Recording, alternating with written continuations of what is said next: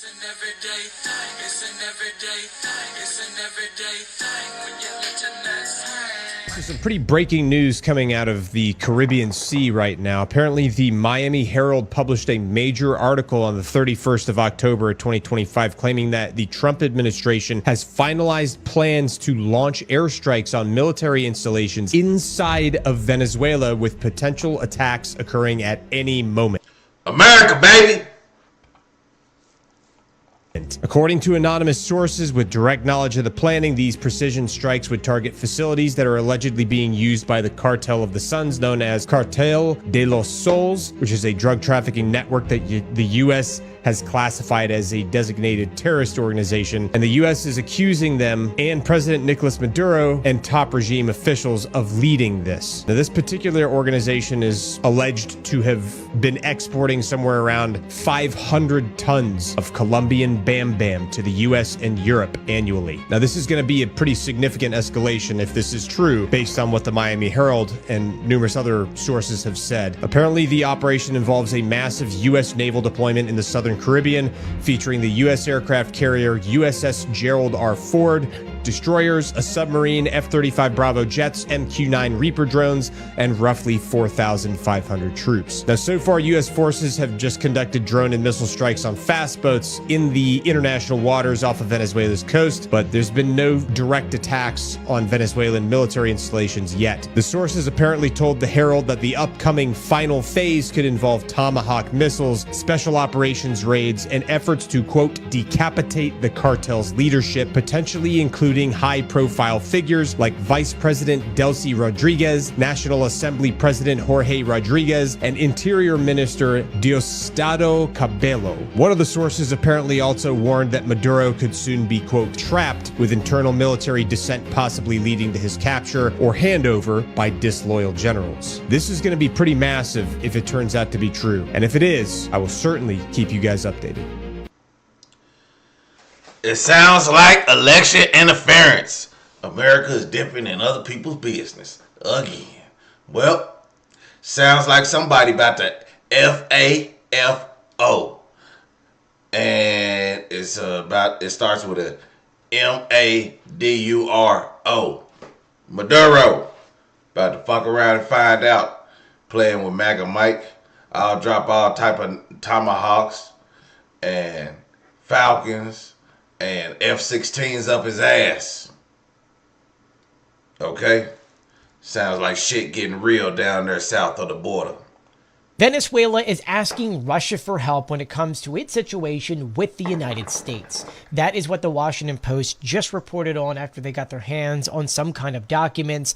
Let's go ahead and break it down. In their report, they state here that Nicolas Maduro, the president of Venezuela, had written a letter to Vladimir Putin requesting repairs for radars, aircraft, and possible missile supplies. And this comes at a time in which we just saw an aircraft that went from Moscow to Africa to Venezuela, which has people going and saying, what was just delivered or what's going on here? The report goes deeper by saying that Maduro also reached out to Iran and China for extra support, including asking the president of China for an expanded military cooperation to counter what he calls U.S. escalation. What's interesting, in the letter, he also brags that he already has 5,000 Russian-made air defense systems. But obviously, he's concerned about the United States since he did write this letter.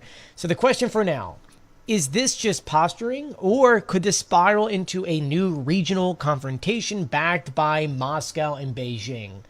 That's the question. I don't really think so. I think it's too far for them to get involved. But I'll be sure to keep you updated, so please do share my videos and follow me for more.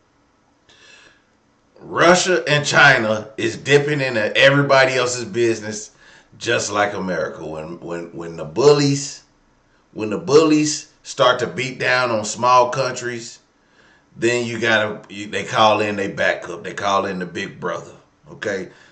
Every time Ukraine get us some shit, they call who? America. Okay? Every time Venezuela getting some shit, who you think they gonna call? Not the damn Ghostbusters. So we gotta tread lightly, okay? Because we don't want to start nothing big. We just need to. If Maduro need to get out of office, he need to leave peacefully, but he won't. he's gonna fight. America, baby. And breaking tonight, more troubling news in our own hemisphere. 2 Russian jets touching down in Venezuela this weekend, reportedly carrying dozens of Russian troops, along with a Russian defense official. National Security Advisor John Bolton tonight slamming Russia in a tweet saying, quote, "The United States sends food and medicine to help the people of Venezuela rather than sending nuclear-capable bombers and special forces to prop up a corrupt dictator. Russia should work with the international community to support the Venezuelan people."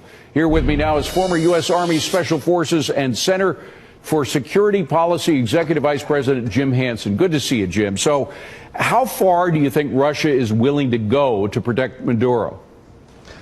By sending... He just said something really stupid. He said there's something going on in our hemisphere.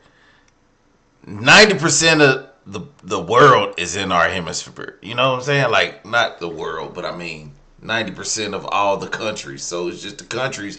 If all the countries gonna get it some shit, it's in the hemisphere of our hemisphere. Don't none of the southern hemisphere countries be doing no shit. They all broke. South Africa, Argentina, Australia, broke. These troops, they have made a significant provocation and raised the stakes significantly. I mean, at this point, the U.S. has already recognized Juan Guaido as the rightful leader of Venezuela. So Russia coming in now and going against the will, as was mentioned, of 60 countries that support Guaido is a bad thing.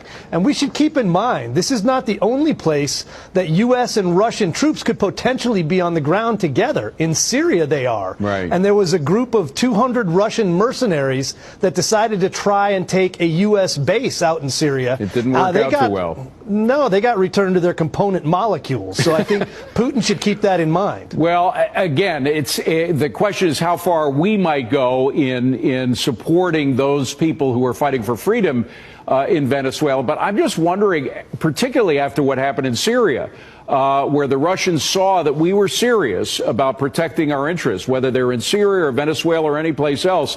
Do you think Russian troops would really be willing to give their lives to support this clown? Russia is going to protect that oil. If they going to do anything, they going to protect that oil. Now, if you ain't gas up tonight, gas was $2.21 for unleaded, regular unleaded here in Oklahoma. You better get out there and stock up on gas. Okay? Not toilet paper, not canned goods, gas. Because once a war starts in Venezuela, gas in America is going to go sky high. Maduro?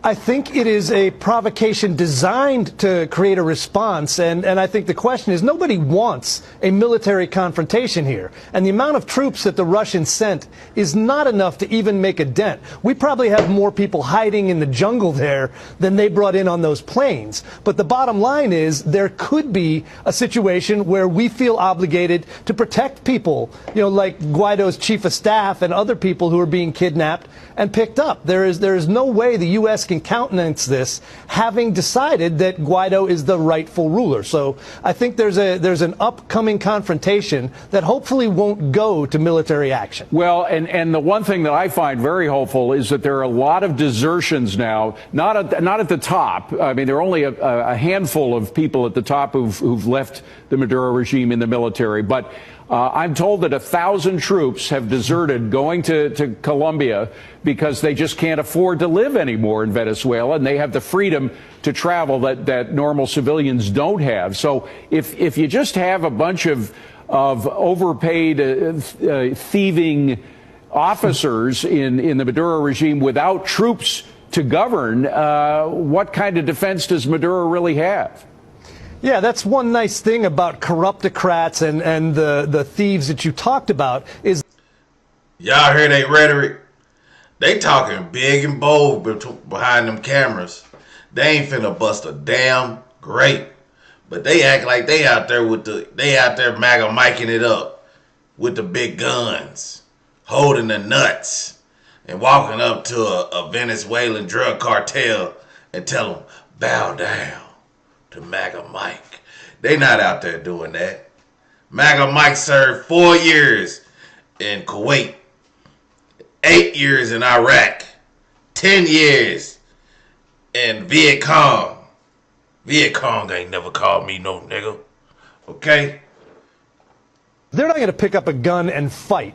They're going to go ahead and they're probably exfiltrating all the money and other valuables, if they haven't already, and looking for their plan to find a place to sip Mai Tais on the beach. Those guys are not going to fight to the last man. We'll see how many Maduro gathers around him, and I have a feeling he'll be pushed out by an international pressure of some sort.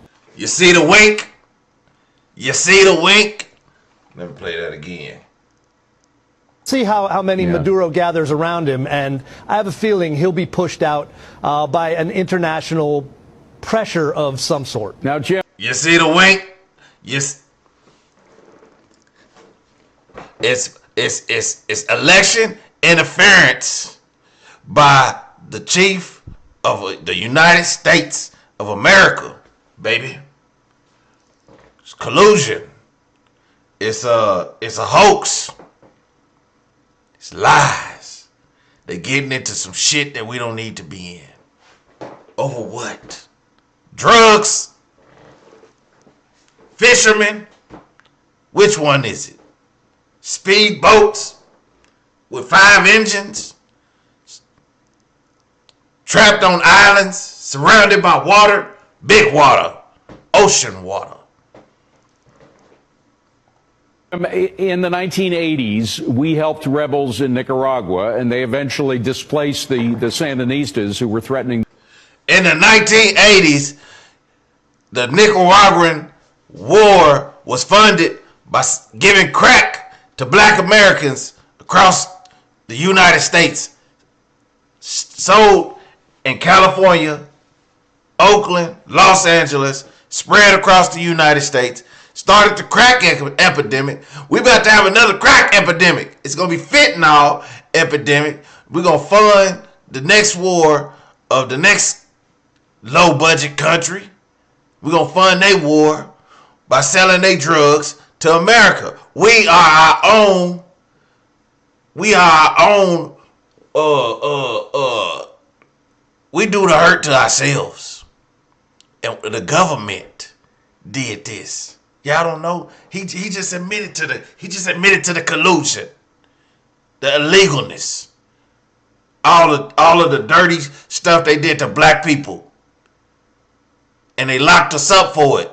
And then that damn sleepy Joe Biden put in the 84 crime bill, the little dirty rat, where black people were locked up for less crack than white people with more cocaine. That's why wasn't no fathers in the homes, because they was locking their ass up for petty crimes, petty drug charges. Others around him, and I have a feeling he'll be pushed out by an international pressure of some sort. Now, Jim, in the 1980s, we helped rebels in Nicaragua, and they eventually displaced the Sandinistas who were threatening the entire hemisphere.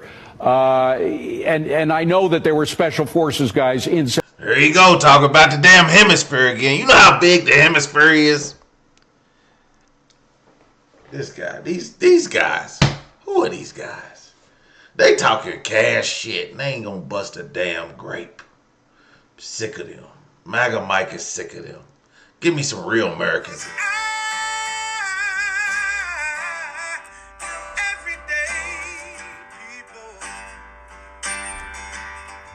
Day and night.